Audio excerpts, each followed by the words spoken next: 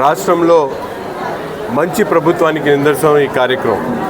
ప్రజా దర్బార్ పేరుతో ప్రతి బుధవారం కూడా ప్రజల వద్దకు శాసనసభ్యులు వెళ్ళి వాళ్ళ సమస్యలను కనుక్కోవడం, వారికి పరిష్కరించేటటువంటి దిశగా కార్యక్రమాన్ని తీసుకోమని చెప్పి గౌరవ ముఖ్యమంత్రి గారు ఆదేశించడం, ఈరోజు రాష్ట్ర వ్యాప్తంగా ఈ కార్యక్రమం జరుగుతూ ఉంది.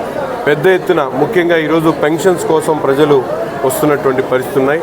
గత ప్రభుత్వంలో కరెంటు బిల్లు ఎక్కువ వచ్చిందనో, ఏసీ ఉందనో, పిల్లలకి ఉద్యోగం వచ్చిందనో, లేకపోతే కారు కొన్నారనే నెపంతో పెద్దవారికి సైతం కూడా అనేక మందికి పెన్షన్లు కోత పెట్టినటువంటి పరిస్థితులు. ఈరోజు 65 లక్షల మందికి పెన్షన్లు ఇచ్చేటువంటి ఒక పెద్ద కార్యక్రమాన్ని ప్రభుత్వం ఒక పక్కన చేస్తూనే రాబోయేటువంటి రోజుల్లో అర్హులైనటువంటి ప్రతి ఒక్కరు కూడా పెన్షన్లు కల్పించడానికి ఒక నెలలో ప్రణాళిక సిద్ధం చేసుకోవడం జరుగుతూ ఉంది.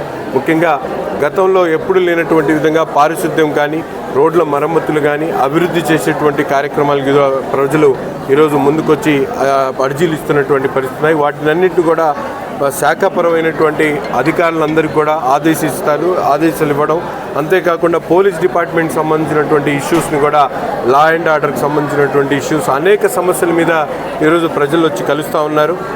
ప్రతి వారం కూడా ఏదో ఒక సచివాలయం పరిధిలో ఈ కార్యక్రమాన్ని గుంటూరు తూర్పు నియోజకవర్గంలో తప్పకుండా చేసి ప్రజా సమస్యలను ఎప్పటికప్పుడు పరిష్కరించడానికి అధికారులను అప్రమత్తం చేస్తూ ప్రతి ఒక్కరికి కూడా అందుబాటులో ఉండేటువంటి విధంగా ఈ కార్యక్రమాన్ని తీసుకోవడం జరుగుతూ ఉంది. ప్రజలందరూ కూడా సహకరిస్తూ ఉన్నారు.